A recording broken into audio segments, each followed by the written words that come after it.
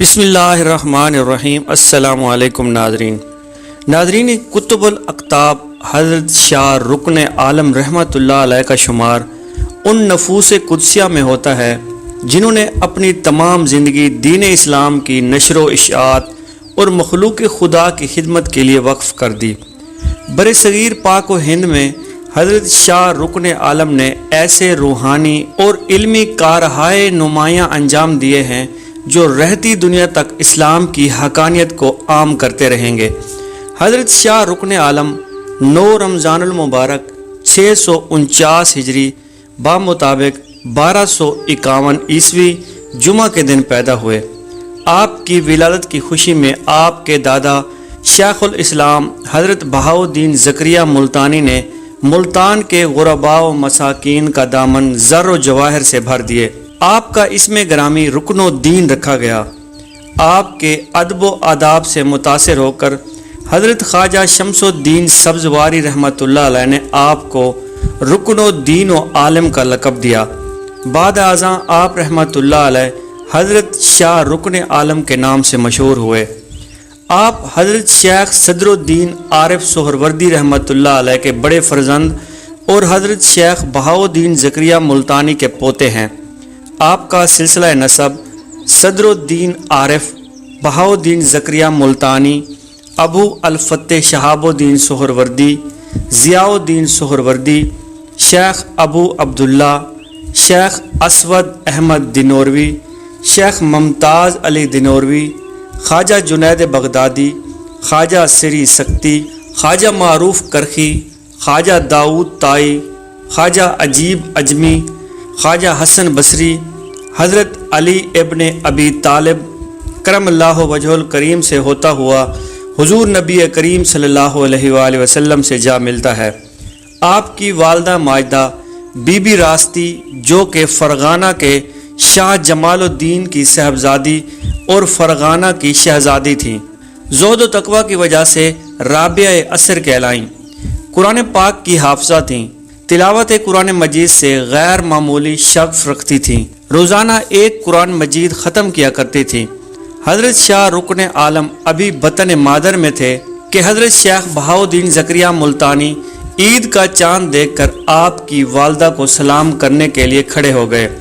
آپ کی والدہ نے جب اس پر تعجب کا اظہار کیا تو انہوں نے فرمایا کہ بیٹی یہ تعظیم تیری نہیں بلکہ اس بچے کی ہے جو اس وقت تیرے بطن میں ہے اور جو جوان ہو کر میرے خاندان کا چراغ ہوگا۔ حضرت بی بی راستی جب شاہ رکن عالم کو دودھ پلانے لگتی تو پہلے وضو کر لیتی تھیں اور چونکہ قرآن پاک کی حافظہ تھیں دودھ پلانے کے دوران بھی قرآن مجید کی تلاوت شروع کر دیتی تھیں۔ دوران تلاوت اگر اذان کی آواز سنائی دیتی تو حضرت شاہ رکن عالم دودھ پینا چھوڑ دیتے تھے۔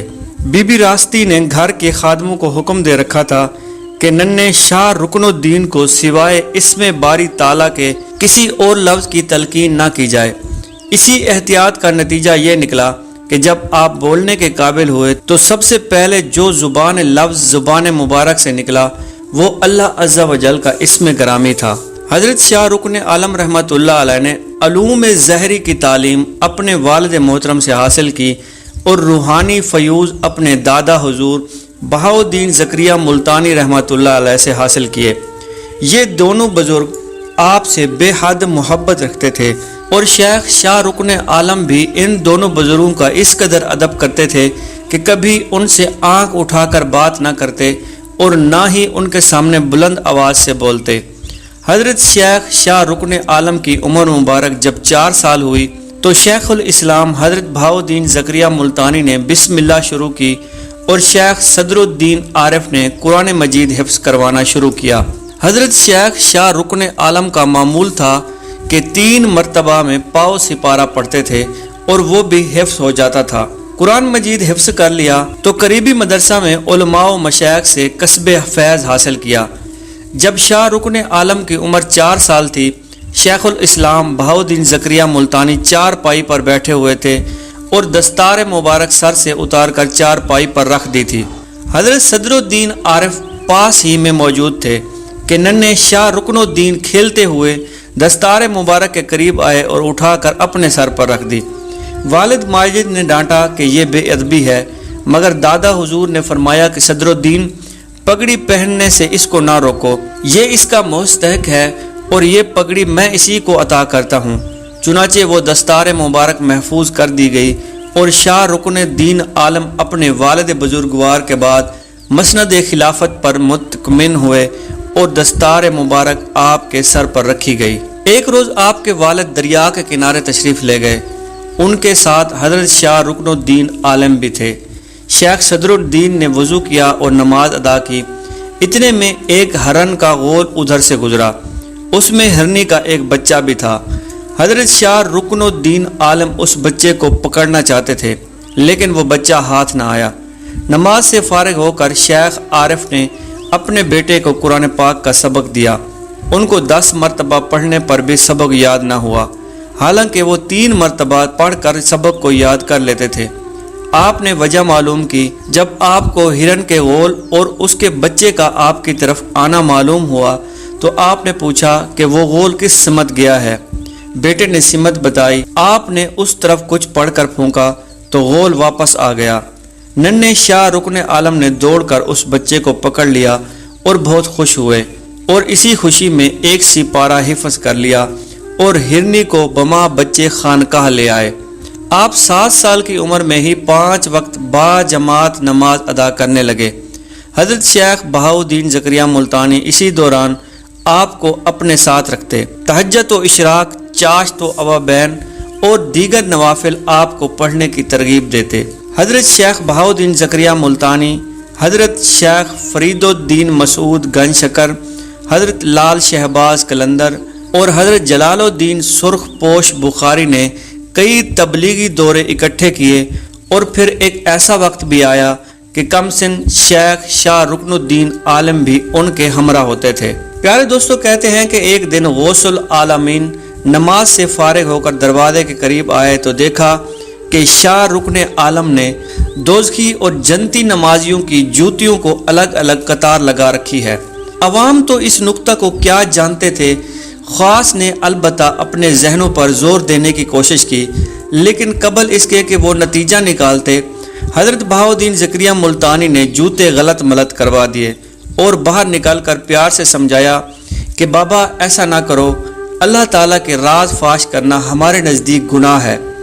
حضرت شاہ رکن عالم کا کم عمری میں ہی معمول تھا کہ وہ رات کے پچھلے پہر بیدار ہو کر تہجد کی نماز ادا کرتے۔ تہجد کی نماز سے فراغت کے بعد ذکر و اذکار میں مشغول ہو جاتے اور فجر کی نماز تک ذکر و اذکار میں مصروف رہتے۔ فجر کی نماز باجماعت ادا کرنے کے بعد ظہر کی نماز عبادت اور ریاضت میں مشغول رہتے، اور آپ کا یہی معمول ساری زندگی قائم رہا۔ 695 ہجری میں قطب الاقطاب حضرت شیخ شاہ رکن الدین عالم کی والدہ ماجدہ حضرت بی بی راستی وصال فرما گئیں، اور 709 ہجری میں حضرت شیخ صدر الدین عارف بھی اس جہان فانی سے کوچ فرما گئے۔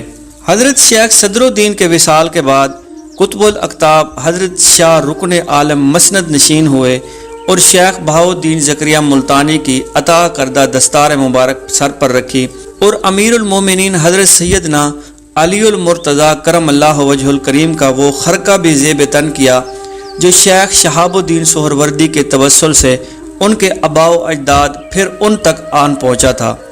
حضرت شیخ شاہ رکن الدین عالم جب مسند نشین ہوئے تو اس وقت پاک پتن میں شیخ علاء الدین چشتی نے پاک پتن کی سر زمین کو رشک فردوس بنا رکھا تھا، اور دلی میں محبوب الہی حضرت خواجہ نظام الدین اولیاء مسند نشین تھے، جو کہ روحانی طور پر دلی کے تاجدار تھے۔ بلا شبہ یہ تینوں حضرات کی محنتوں اور کاوشوں کا صلہ تھا، جس کی وجہ سے بر صغیر پاک و ہند میں کفر کے اندھیروں سے ایمان کی روشنیاں میں تبدیل ہوئے، اور انہوں نے لوگوں کو راہ راست لانے میں دل و جان سے خدمت کی۔ 36 سال کی عمر میں جب شاہ رکن الدین عالم اپنے والد بزرگوار کی مسند پر جلوہ افروز ہوئے تو ہر گوشہ سے لوگ خدمت میں حاضر ہو کر فیض یاب ہوئے۔ جو بھی سائل آتا حاجت روائی ضرور فرماتے۔ مجلس میں جس کے دل میں کوئی بات آتی تو آپ اس کو اس کا کشف حاصل ہو جاتا اور اس کی دلجوئی فرماتے۔ شیخ شاہ رکن عالم کی عوام کے علاوہ بادشاہوں سے بھی اچھے تعلقات تھے اور عمراء بھی آپ کے متقد اور غلام تھے۔ حضرت نے اسلاف کی طریقت کو کمال تک پہنچایا۔ آپ صاحب کشف کرامت بزرگ تھے۔ آپ کی بے شمار کرامات آج بھی زد عام ہیں۔ شیخ الاسلام حضرت شیخ بہاؤالدین زکریا ملتانی کشف و کرامت کے سلسلے میں حد درجہ محتاط تھے اور فرمایا کرتے تھے کہ انبیاء کرام کو معجزات کا اظہار واجب ہے اور اولیاء کرام کو کرامت کا چھپانا واجب ہے۔ حضرت شیخ شاہ رکن عالم کی غذا بھی بہت قلیل تھی۔ آپ ایک پیالہ دودھ میں کچھ میوے ڈال کر اسی سے چند لقمے تناول فرمایا کرتے تھے۔ گھر والوں نے ایک طبیب سے قلت غذا کی شکایت کی۔ طبیب نے غذا منگوا کر دیکھی اور اس میں سے چند لقمے خود کھائے۔ کھانے کے بعد اس نے گرانی محسوس کی اور کہا کہ اب 7 دن کھانے تک حاجت نہیں ہوگی، کیونکہ بزرگوں کے کھانے میں کمیت سے زیادہ کیفیت ہوتی ہے۔ آپ فرماتے ہیں کہ جب تک کوئی شخص اوصاف زہیمہ سے پاک نہیں ہوتا، اس کا شمار جانوروں اور درندوں میں سے ہے، اور جسم تو پانی سے پاک ہو جاتا ہے مگر دل کی آلودگی آنکھوں کی پانی سے دور ہوتی ہے۔ حضرت شیخ شاہ رکن عالم 16 رجب المرجب بامطابق 735 ہجری بروز جمعرات بعد نماز مغرب فارغ ہونے کے بعد سلاسل اوابین ادا فرما رہے تھے کہ جب نماز سے فارغ ہوئے تو سر سجدے میں رکھ دیا۔ اسی وقت محبوب کا بلاوا آیا اور روح پرواز کر گئی۔ آپ کو آپ کے دادا حضرت شیخ بہاؤالدین زکریا ملتانی کے قدموں میں دفن کر دیا گیا۔ آپ کی تدفین کے چند دن بعد حضرت شیخ بہاؤالدین زکریا ملتانی رحمۃ اللہ علیہ شیخ صدر الدین محمد کے خواب میں آئے اور فرمایا، آپ نے قطب الاقطاب کو میری پائنتی میں دفن کر دیا ہے، مجھے سخت تکلیف ہو رہی ہے، آپ انہیں سامنے دوسرے مقبرے میں دفن کر دیں تاکہ میں آرام سے رہ سکوں۔ حکم واضح تھا اور سامنے غیاث الدین تغلق کا مقبرہ تھا۔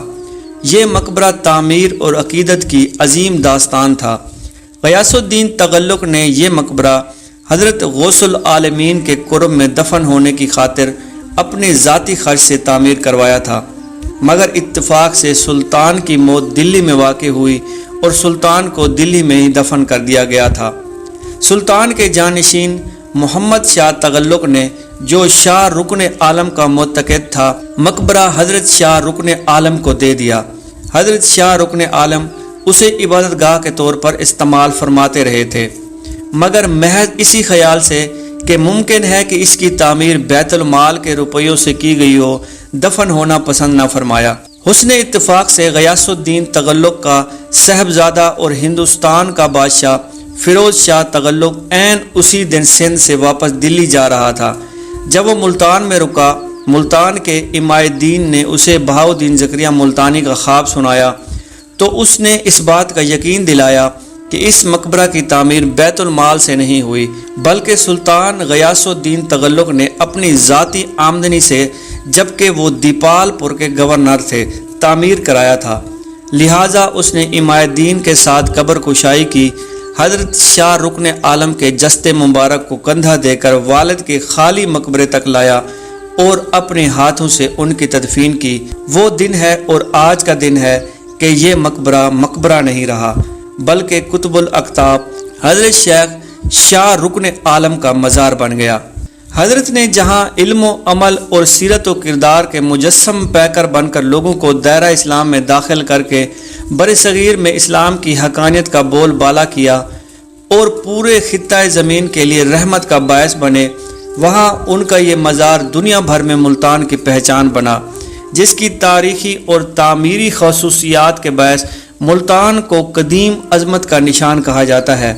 اسلامی فن تعمیر کا حسین شاہکار مزار یہ گنبد ایشیا کا دوسرا سب سے بڑا گنبد ہے، جو کہ اپنی خوبصورتی کے باعث زائرین کی نگاہوں میں خیر کرتا ہے۔ پیارے دوستو، ملتان میں ایک ہندو بڑھیا عورت رہا کرتی تھی۔ وہ عورت بیوہ تھی اور سوائے ایک اکلوتے بیٹے کے اس کا اس دنیا میں کوئی بھی سہارا نہیں تھا، مگر وہ نصیب و جلی اس بیٹے کی رفاقت سے بھی محروم تھی۔ دنیا جہاں کی محنت اور مشقت اٹھا کر اس نے اپنے بیٹے کی پرورش کی، اور جب وہ بیٹا جوان ہوا، جس کے لیے اس نے اتنا سب کچھ کیا تھا، وہ ایک دن تجارت کی غرض سے خراسان کے سفر پر روانہ ہوا اور دوبارہ ملتان کی راہ ہی بھول گیا۔ نہ تو وہ خود آیا اور نہ ہی کوئی خط وغیرہ لکھا۔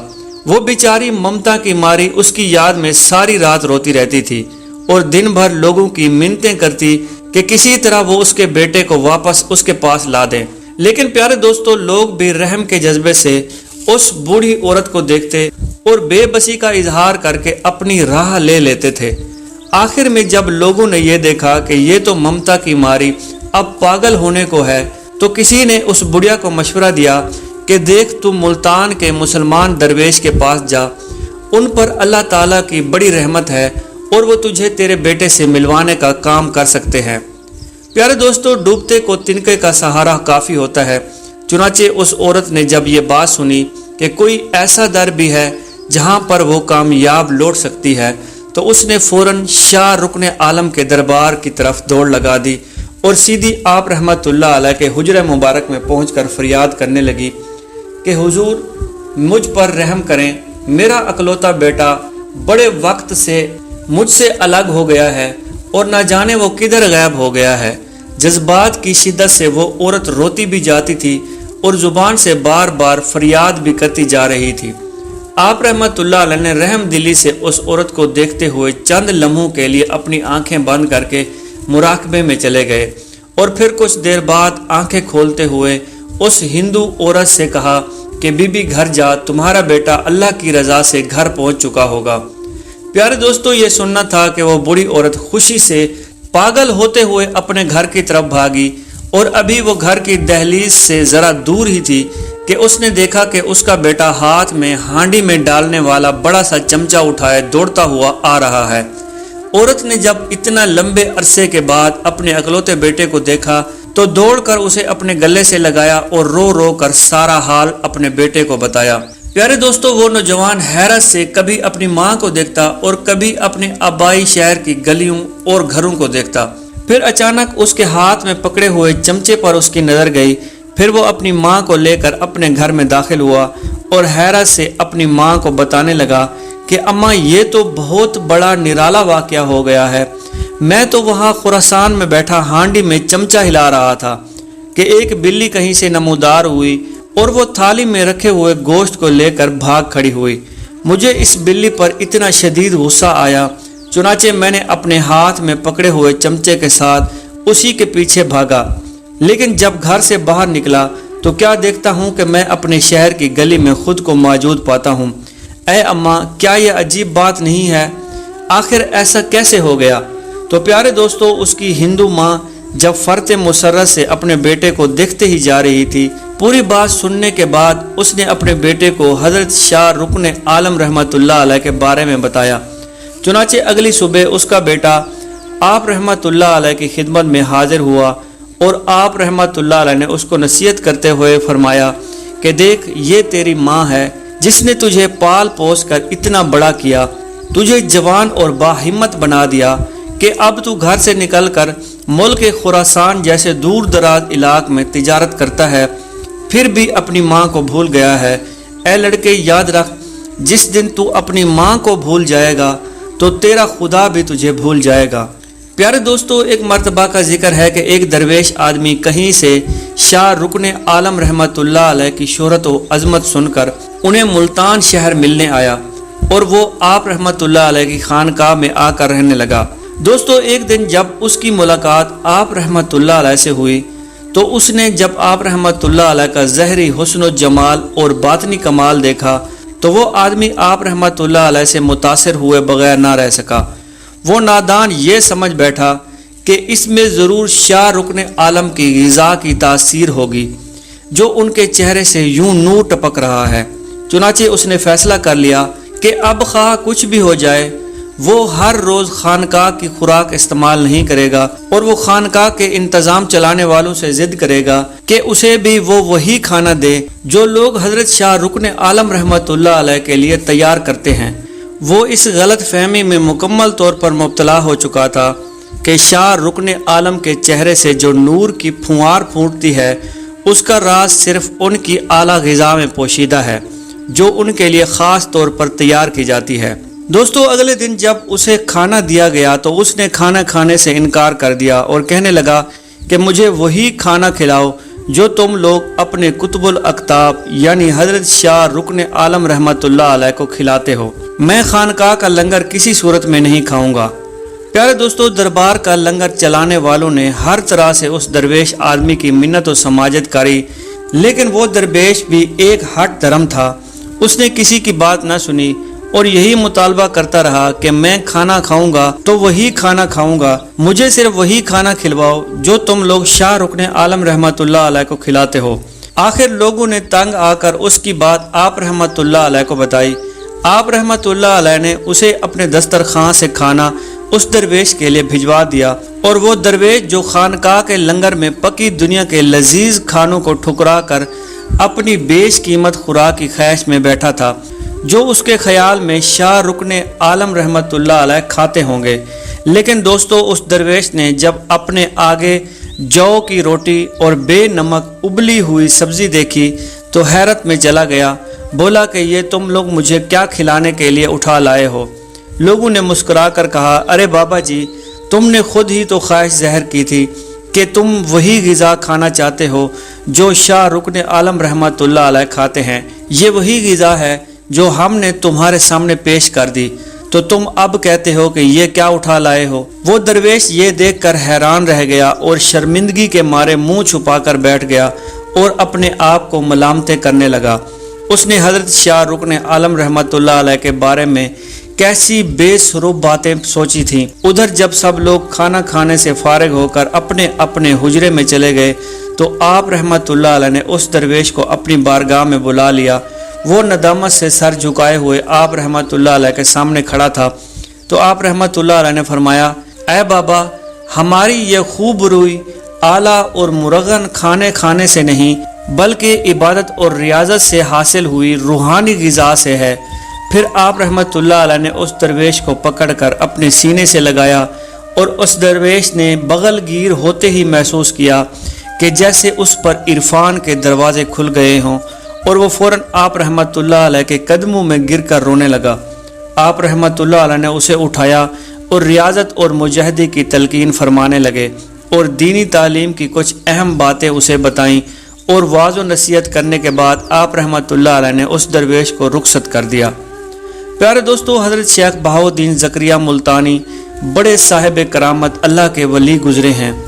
ان دنوں کا واقعہ ہے کہ جب ملتان کا حاکم قباچہ ہوا کرتا تھا اور سلطان شمس الدین دلی کا بادشاہ تھا، اور دونوں کے مابین کسی بات پر رنجش شروع ہو گئی، تو حضرت شیخ بہاؤالدین زکریا ملتانی ملتان کے قاضی مولانا شرف الدین اصفہانی نے سلطان شمس الدین کی حمایت میں سلطان شمس الدین کو خطوط لکھے جس میں قباچہ کی کسی سازش کے بارے میں آگاہ کیا تھا۔ اتفاق سے یہ دونوں خطوط تو بادشاہ کے آدمیوں کے ہاتھ لگ گئے جو ان کو قباچہ کے پاس لے آیا، اور خطوط پڑھ کر قباچہ بہت ہی آگ بگولا ہوا اور دونوں حضرات کو اپنے محل میں بلوا لیا۔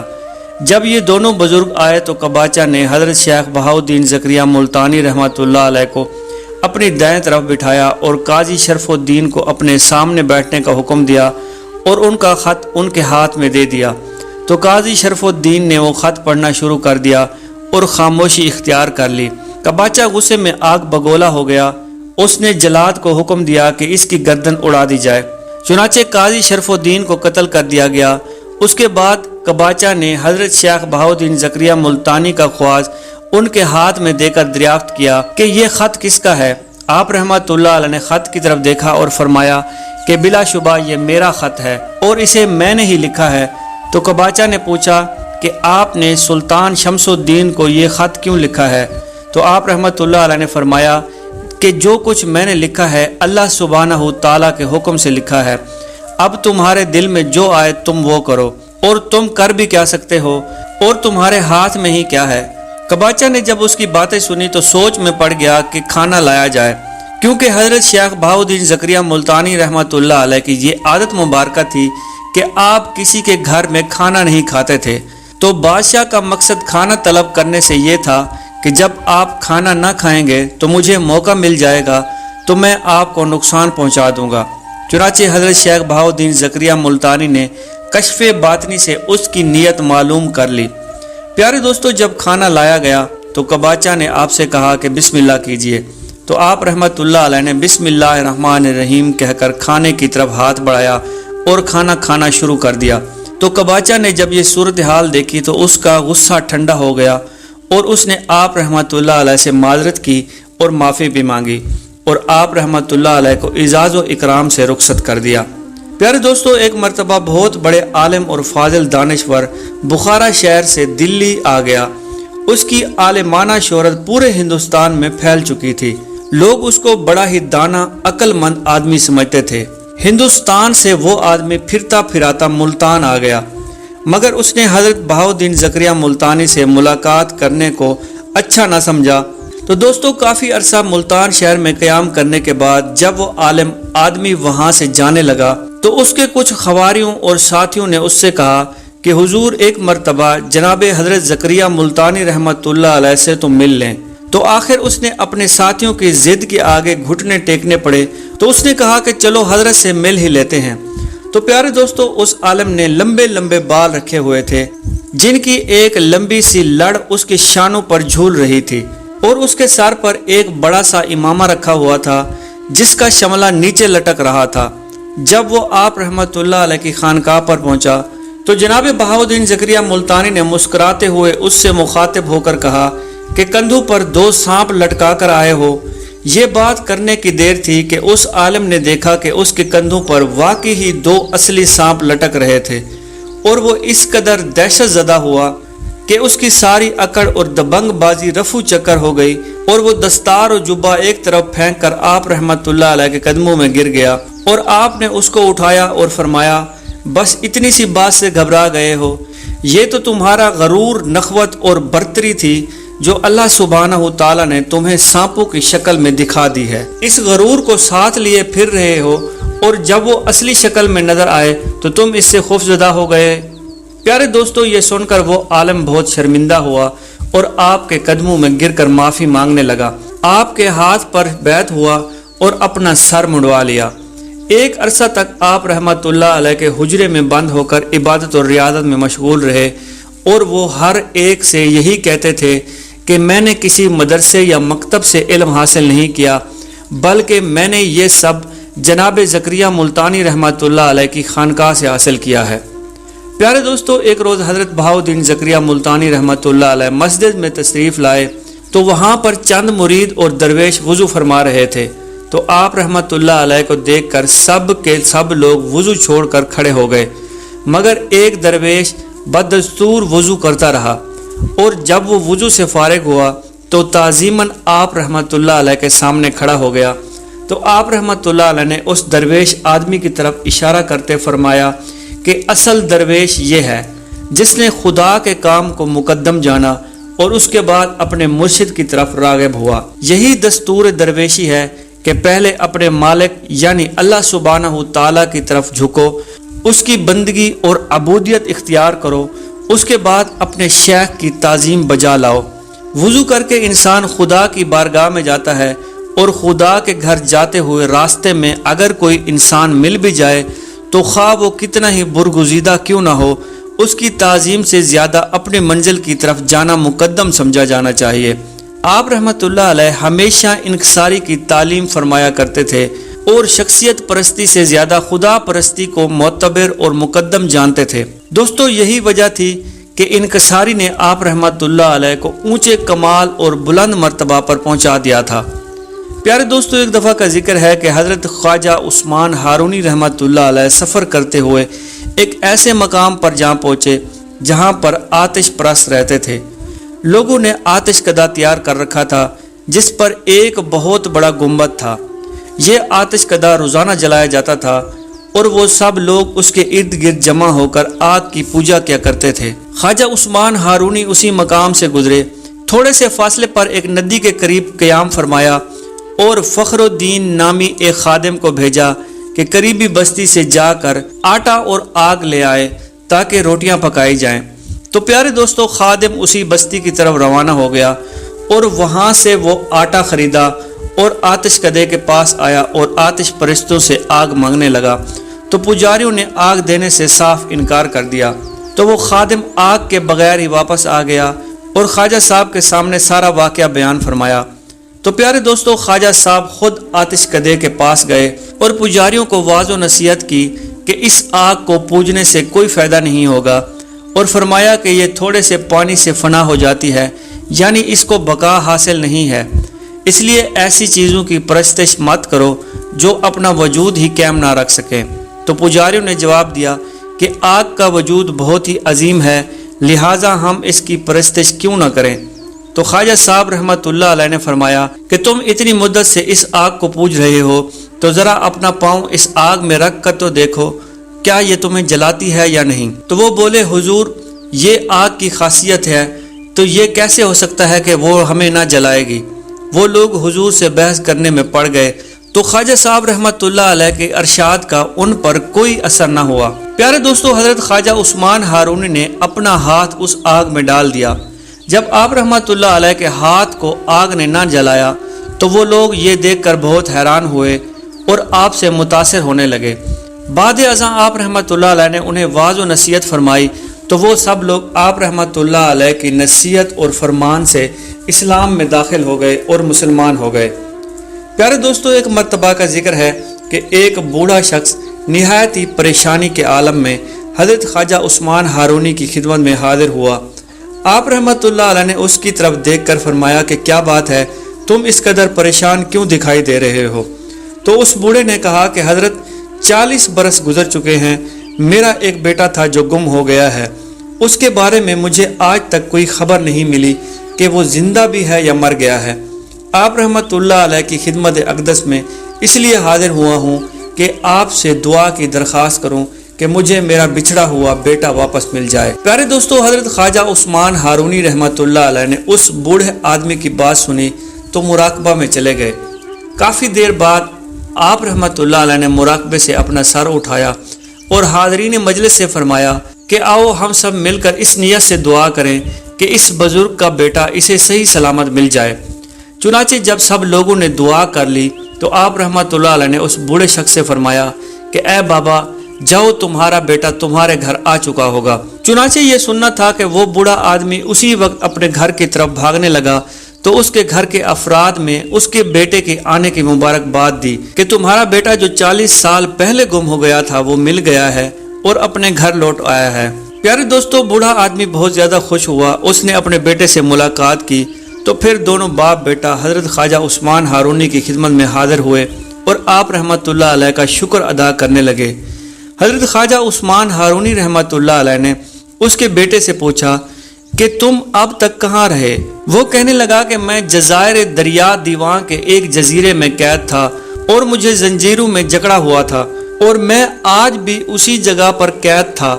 ایک درویش جو بالکل آپ کی شکل کا تھا میرے زنجیر پر ہاتھ ڈالی تو زنجیر اسی وقت ریزہ ریزہ ہو گئی، اور پھر درویش نے مجھے اپنے نزدیک کھڑا کر کے فرمایا کہ میرے قدم با قدم ہو لو۔ چنانچہ میں نے ایسا ہی کیا، اور چند قدم آگے چلنے کے بعد اس درویش نے مجھ سے یہ بات فرمائی کہ اپنی آنکھیں بند کر لو۔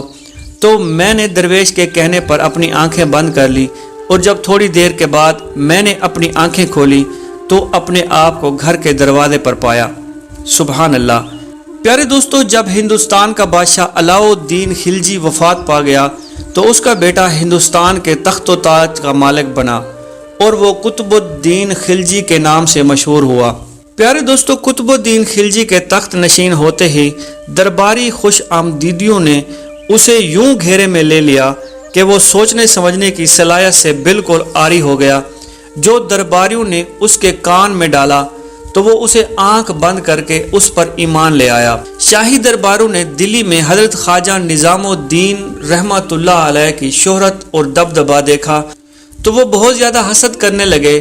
وہ خیال کرتے تھے کہ ہم شاہی دربار سے وابستہ ہیں، لہٰذا عوام ہماری عزت زیادہ کرے گی اور اپنی مشکلات اور مصائب ہمارے سامنے بیان کرے گی تاکہ ہم اسے بادشاہ ہند تک پہنچا سکیں اور اپنے اختیارات سے کام لے کر ان کی مشکلات دور کریں۔ لیکن یہ لوگ تو خود ہمارے پاس ہی نہیں آئے اور خود خواجہ صاحب کے گرد گھیرا ڈال کر بیٹھے رہے، तो तब उन्होंने बादशाह को ख्वाजा साहब के खिलाफ भड़काना शुरू कर दिया। कुतुबुद्दीन भी हजरत ख्वाजा निजामुद्दीन औलिया रहमतुल्लाह अलैह से हसदो बुग़्ज़ रखने लगा और उनका वजूद उसे अपनी सल्तनत की सालमियत के लिए खतरा महसूस होने लगा।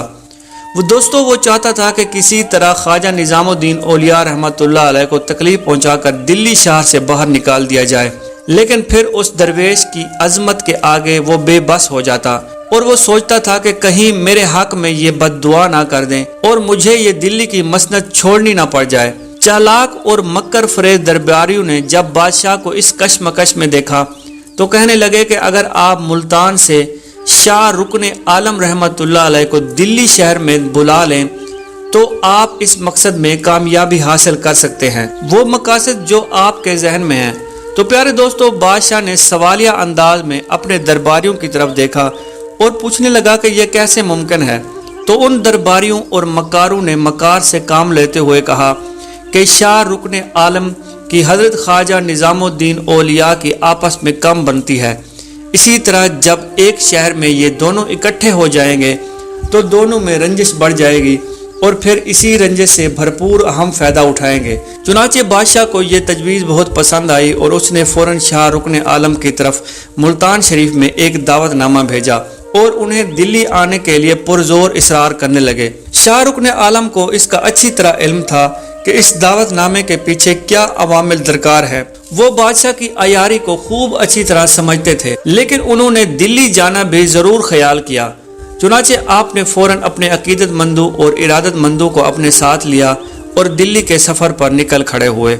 उधर हजरत ख्वाजा निजामुद्दीन औलिया रहमतुल्लाह अलैह को भी ये बात मालूम हो चुकी थी कि बादशाह और दरबारी ये खेल खेलना चाह रहे हैं, तो उन्होंने इसका ये हल निकाला कि पहले खुद शाह रुकने आलम के इस्तकबाल के लिए जाएंगे। इसलिए जैसे ही उन्हें इतला मिली कि शाह रुकने आलम दिल्ली के नज़दीक पहुंच चुके हैं तो आप रहमतुल्लाह अलैह ने भी अपने अकीदतमंदों और मुरीदों के साथ दिल्ली शहर से निकलकर ज़रा आगे जाकर शाह रुकने आलम के इस्तकबाल के लिए खड़े हो गए।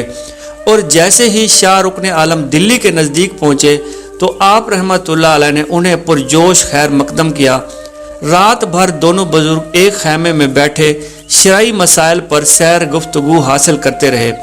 प्यारे दोस्तों, जब सुबह हुई तो निजामुद्दीन औलिया रहमतुल्लाह अलैह ने शाह रुकने आलम से अलविदाई मुसाफा किया और अपने अकीदतमंदों के साथ दिल्ली वापस कूच कर गए। शाह रुकने आलम ने हजरत निजामुद्दीन औलिया के जाते ही दिल्ली शहर की तरफ जाने का हुक्म सादर फरमा दिया। बादशाह शहर दरबार के पास था, शाही अफराद के साथ खड़ा आपके इस्तकबाल में शामिल हो गया। आपके घोड़े की लगाम थाम कर कुछ फासला आगे बढ़ने के बाद जब आपको घोड़े से उतारकर एक दूसरी आरामदेह सवारी पर बिठाया गया तो ये शाही महल की तरफ रवाना हो गया। दोस्तों, शाही महल के फाटक पर पहुंचकर बादशाह ने जब पीछे नज़र दौड़ाई तो इंसानों का समंदर नजर आया जो शाह रुकने आलम के इस्तकबाल की खातिर उनके पीछे पीछे चला आ रहा था। बादशाह ने यह मौका मुनासिब समझा और शाह रुकने आलम को वहीं ठहरा कर आपसे अवाम के सामने मुखातिब होकर कहने लगा कि हजरत आपका दिल्ली शहर में सबसे पहले किसने इस्तकबाल किया। तो हजरत शेख रुकने आलम मुल्तानी रहमतुल्लाह अलैह दिल्ली के ताजदार की बात खूब समझ गए थे, लिहाजा उन्होंने बुलंद आवाज़ से मजमा की तरफ देखा और कहा कि ऐ लोगो, तुम्हारे इस शहर में मुझ मुल्तानी दरवेश का सबसे पहले इस्तकबाल जिसने किया वो तुम्हारे शहर का सबसे ज़्यादा मुत्तकी और परहेजगार इंसान है और वो खुद खुदा का महबूब बंदा है। बादशाह जो अपनी दास में आपका इस्तकबाल करने वालों में आगे था, ये सुनकर खुशी से फूला ना समाया। उसने फिर मज़ीद तस्दीक के लिए आप रहमतुल्लाह अलैह से फरमाया कि हज़रत वो खुश नसीब कौन हैं, उनका नाम भी तो बता दें ताकि दिल्ली के लोग ये जान लें कि उनका शहर का सबसे परहेजगार और मुत्तकी इबादत गुजार इंसान कौन है और वो शख्सियत कौन है। प्यारे दोस्तों, ये बात सुनकर शेख रुकने आलम रहमतुल्लाह अलैह ने मजमा से मुस्कुराते हुए देखकर फरमाया कि लोगों, तुम्हारे शहर में दाखिल होने से पहले मेरा जिस शख्स ने सबसे पहले इस्तकबाल किया वो महबूब इलाही हज़रत ख्वाजा निज़ामुद्दीन औलिया रहमतुल्लाह अलैह थे और तुम लोग अच्छी तरह जान लो कि वो दिल्ली के सबसे अच्छे बंदे और अल्लाह के नज़दीक महबूब तरीन आदमी हैं। दिल्ली में अगरचे शाह रुकने आलम जब भी तशरीफ़ लाते تو شاہی دربار کے مہمان کی حیثیت رکھتے تھے، لیکن انہیں محل میں قیام کے لیے مجبور کیا جاتا تھا۔ لیکن آپ اپنا زیادہ تر وقت حضرت خواجہ نظام الدین اولیاء رحمۃ اللہ علیہ کی صحبت میں گزارنا پسند فرماتے تھے۔ اکثر گھنٹوں گھنٹوں یہ دونوں بزرگ سر جھکائے حاصل گفتگو میں مصروف رہ جاتے تھے، اور یہ دونوں بزرگان دین مثالی سنگت اور دوستی رکھتے تھے۔ دوستو، اکثر یوں بھی ہوتا تھا کہ حضرت نظام الدین اولیاء رحمۃ اللہ علیہ اور حضرت شاہ رکن عالم رحمۃ اللہ علیہ دلی کی کسی مسجد میں نماز کے لیے جاتے، تو جب حضرت نظام الدین اولیاء رحمۃ اللہ علیہ نماز ختم کر لیتے تو اسی جگہ پر کھڑے ہو جاتے جہاں شاہ رکن عالم عبادت الہی میں مصروف تھے۔ ان کو عبادت میں مشغول دیکھ کر حضرت خواجہ نظام الدین چپ چاپ خاموشی سے ان کے پیچھے بیٹھ جاتے تھے اور ان کی نماز ختم ہونے تک وہیں پر بیٹھے ان کا انتظار کرتے رہتے تھے۔ جیسے ہی شاہ رکن عالم رحمۃ اللہ علیہ سلام پھیرتے تو آپ کو دیکھ کر مسکراتے تھے، مصافحہ کر کے آپ کو ساتھ اٹھا کر اسی جگہ لے جاتے جہاں سے نظام الدین اٹھ کر آپ کے پاس تشریف لائے ہوئے ہوتے تھے، اور پھر مسجد کی اسی جگہ پر بیٹھ کر وہ شرعی باتیں کرنے لگتے تھے۔ پیارے دوستو، دونوں درویش کی پالکیاں مسجد کے باہر کھڑی ہوتی تھیں۔ جب انہوں نے واپس جانا ہوتا تھا تو پالکیوں کے پاس پہنچ کر آپس میں اصرار کرنے لگتے کہ پہلے وہ پالکی میں سوار ہوں، اور اکثر یوں ہی ہوتا تھا کہ پالکیوں کے پاس پہنچ کر آپس میں اصرار کرنے لگتے تھے کہ پہلے آپ پالکی میں سوار ہوں۔ لیکن پیارے دوستو، اکثر اسی کام میں حضرت خواجہ نظام الدین اولیاء رحمۃ اللہ علیہ کا اصرار بھی غالب ہوتا تھا۔ پیارے دوستو، آخر میں اللہ تعالیٰ سے دعا ہے کہ اللہ تعالیٰ ان نیک اولیاء اللہ کے صدقے ہم سب کے حالات پر کرم کرے، اور ہمیں بھی نیک عمل کرنے، ان اولیاء اللہ کی سیرت پر عمل کرنے کی توفیق عطا فرمائے۔ آمین بجا نبی الامین۔